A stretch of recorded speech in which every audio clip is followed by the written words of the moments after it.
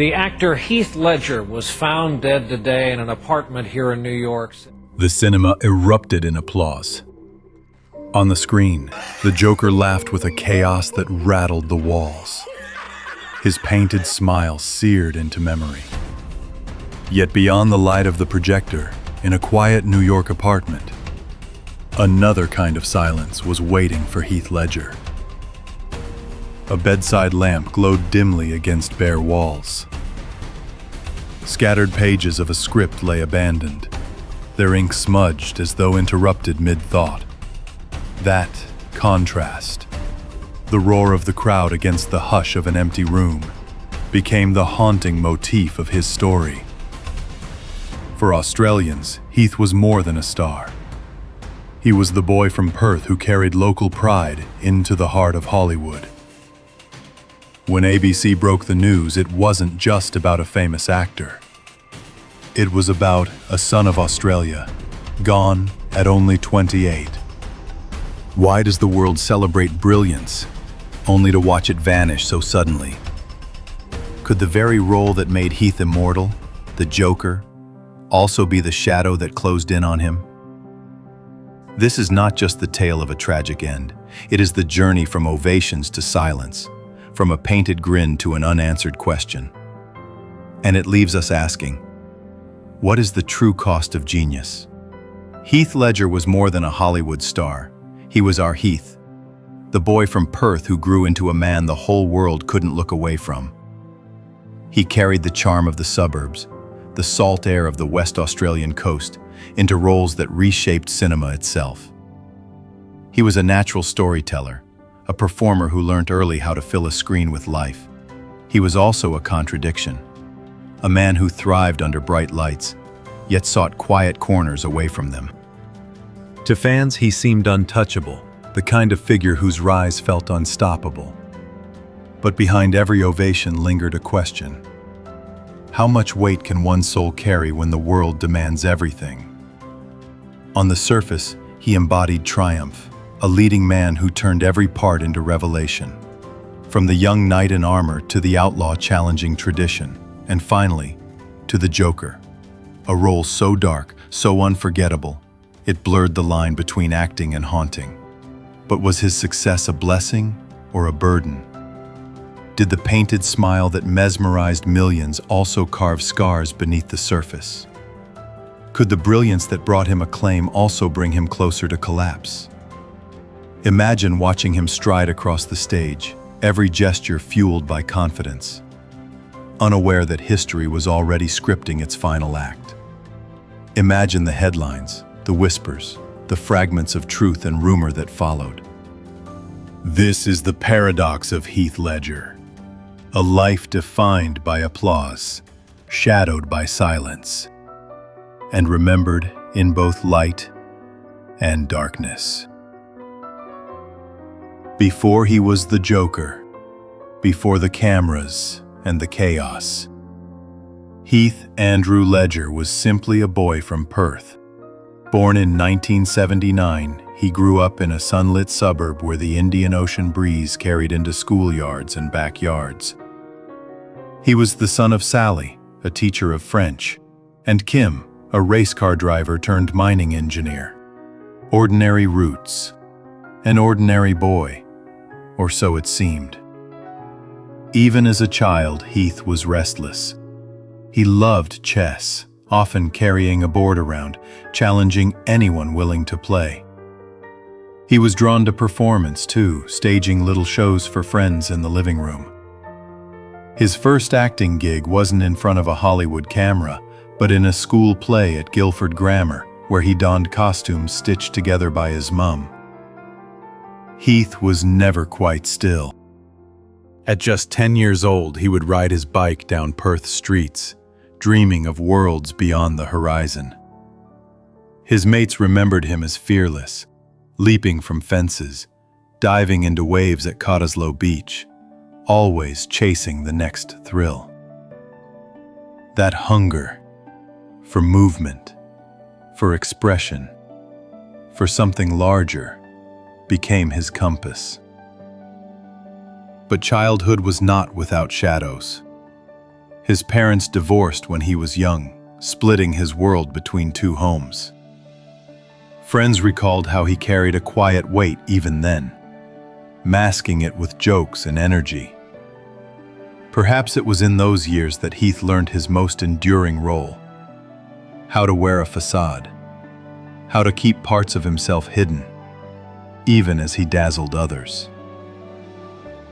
At 17, he made a decision that would change everything. He packed a car, left Perth behind, and drove across the country with a best mate. No safety net, no mapped-out future. Only the stubborn belief that he was meant for something bigger. But little did he know, the journey that began with dusty highways and cheap motels would soon lead to Hollywood's brightest spotlight. And with it, shadows he could never have imagined. When Heath arrived in Sydney as a teenager, the city seemed impossibly large. He slept on couches, auditioned endlessly, and often faced rejection. Yet, within a few years, his persistence began to pay off. Roles in Australian television, Home and Away, Sweat, gave him early recognition. But it was only the beginning. By the late 1990s, Hollywood came calling. Heath landed a breakout role in 10 Things I Hate About You. He was only 19, yet his smirk, his defiance, his raw energy lit up the screen. Almost overnight, he became a global heartthrob. Teen magazines plastered his face on covers, crowds screamed his name outside premieres, and studio executives knew they had found something rare. But Heath wasn't interested in being typecast. He turned away from shallow stardom, choosing roles with edge and complexity. In The Patriot, he held his own alongside Mel Gibson. In Monsters Ball, he delivered a performance that critics described as quietly devastating. And then came Brokeback Mountain. Released in 2005, it was a film that reshaped cinema and conversations around the world. Heath's portrayal of Ennis Del Mar earned him an Academy Award nomination and a BAFTA win. The role was fragile yet fierce, filled with silences that spoke louder than words. Audiences wept. Critics hailed him as one of the finest actors of his generation. Crowds followed him everywhere. At premieres in Venice and Toronto, security struggled to hold back fans reaching for a glimpse, a photo, a touch. Some fainted. Others screamed until their voices gave out. Heath stood calmly in the middle of it, offering shy smiles. And sometimes, nothing at all. But with every triumph, the stakes grew higher. His choices became bolder, his performances darker. And then came the Joker in The Dark Knight, a role that would redefine not only his career, but cinema itself. The brighter the light, the deeper the shadow. Could anyone, even Heath, emerge unchanged from a character that demanded such darkness? Behind the glare of cameras and the deafening applause, Heath was quietly battling struggles that only a few close friends ever glimpsed. He was known for throwing himself fully into roles, living them beyond the set. Some friends recalled how he rarely switched off, carrying characters home long after the director had called cut. The Joker was no exception. According to interviews at the time, Heath admitted to sleepless nights while preparing for Gotham's villain. He filled notebooks with twisted thoughts, practiced unsettling voices, and locked himself in hotel rooms to refine the Joker's mania. It was artistry at its peak, but it came with consequences. Reports suggested he turned to prescription medicines just to find rest. Others disputed whether the role truly consumed him, but few denied the toll it took. There were other shadows too. His relationship with Michelle Williams, the mother of his daughter Matilda, had ended not long before. Friends said he was devastated, torn between the joy of fatherhood and the heartbreak of separation. Paparazzi hounded him relentlessly, their flashbulbs chasing him through New York streets, framing every step as scandal or story. Some whispered that fame itself was the burden. Others believed it was his restless nature, always pushing further, never content to stay still. Could it be both? Or was it simply the cost of genius? Brilliance burning faster than it could sustain. Whatever the truth, Heath's facade was beginning to crack. The same man who captivated millions with a painted smile was now hiding behind his own outer shell, masking exhaustion with quiet nods and half-hearted reassurances. The actor Heath Ledger was found dead today in an apartment. 22nd January 2008. A cold afternoon in Manhattan. Outside, traffic rumbled along Broome Street, horns echoing between tall brick buildings. Inside one loft apartment, silence pressed against the walls. The curtains were half drawn, muting the winter light. A script lay open on the bed, pages from the Imaginarium of Dr. Parnassus, the film he was still shooting. Nearby, bottles of prescribed medicines sat neatly on a bedside table. To a stranger, the scene looked ordinary. But to those who loved him, the details would become haunting. A masseuse arrived first, then a housekeeper. They expected routine. Instead, they found stillness. They tried to wake him, their voices rising with urgency. The room that had once been filled with Heath's restless energy was now unmoved, unresponsive. Emergency services were called. Sirens cut through the New York afternoon, blue lights flashing against red brick. Neighbors leaned from windows. Reporters gathered within minutes, the news spreading with a speed only modern media could allow. Perth woke up to the headlines. Sydney caught them on the evening bulletin. Australia's son, gone at 28. For a moment, he was just another figure in a city apartment. Anonymous, silent, still. Yet within hours, his name was on every screen, his face on every front page. The Joker's grin played on cinema screens around the world, even as the man behind it had slipped away. How could a life so vibrant, so celebrated, end so quietly? Was it exhaustion, accident, or something deeper? The questions would ripple out, unanswered, feeding a storm of speculation that refused to fade. In the days that followed, the world searched for answers. Official reports described an accidental interaction of medicines, a tragic end rather than anything deliberate. Coroners in New York confirmed it plainly. Multiple prescriptions combined in a way the body could not withstand. Yet the media rarely leaves it there. Newspapers splashed with headlines linking Heath's preparation for the Joker to his death. Some reports suggested the role had pushed him too far, into sleepless nights and dangerous exhaustion.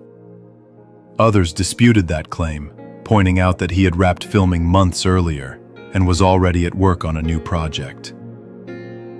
Then came the rumors, whispered theories that circled endlessly.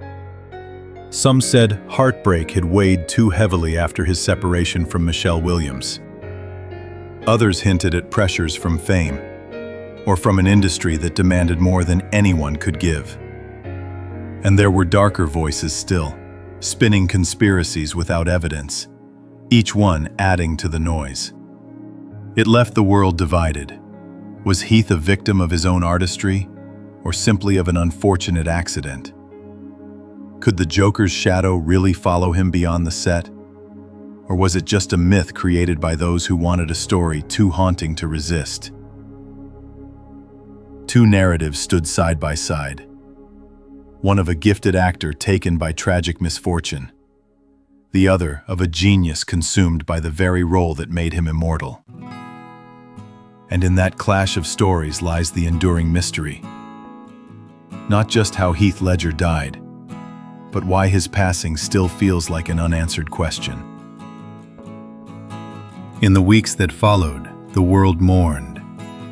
But in Australia, the grief felt sharper, closer to home. Perth became a place of pilgrimage. Crowds gathered outside his childhood school, leaving flowers and handwritten notes. At the State Theatre, audiences stood in silence before screenings, a minute of quiet replacing the applause he once received. In Melbourne, Sydney, and across the country, tributes poured in. ABC replayed old interviews, reminding viewers of the shy teenager who had grown into a star. On the other side of the world, Hollywood prepared its own farewell. The Academy Awards would soon honor him with a posthumous Oscar for his role as the Joker, a golden statue that his family accepted on his behalf. His memorial in Perth was raw and unfiltered.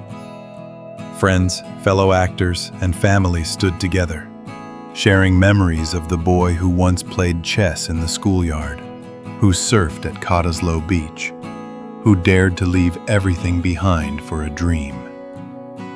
They spoke not of a myth, but of a man, funny, restless, caring, complicated. For many Australians, his legacy is twofold.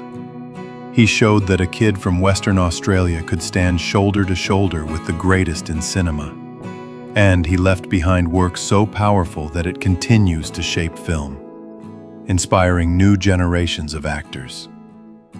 Even now, when the Joker's laughter echoes in cinemas, a silence follows. Applause fades. And Australians remember Heath not only for the roles he played, but for the traces he left behind. In film, in culture, in memory. The cinema roared with applause. The Joker's grin burned across the screen. But in the quiet of that New York apartment, the applause had already faded. It is here that the story of Heath Ledger ends. Not in the chaos of Gotham, but in the stillness of a room, where light dimmed and silence remained. Heath's journey was one of contrasts. The boy from Perth who conquered Hollywood, the genius whose brilliance came at a cost, the painted smile that left behind an echo of sorrow. His legacy is not just a film role, or even an Oscar. It is the lingering reminder that even the brightest stars can burn out too soon. And so, the mystery loop closes. Was it the Joker that haunted him, or the world that demanded too much? Perhaps we will never know. But what we do know is this: Heath Ledger remains immortal on screen, even as his absence is still felt off it.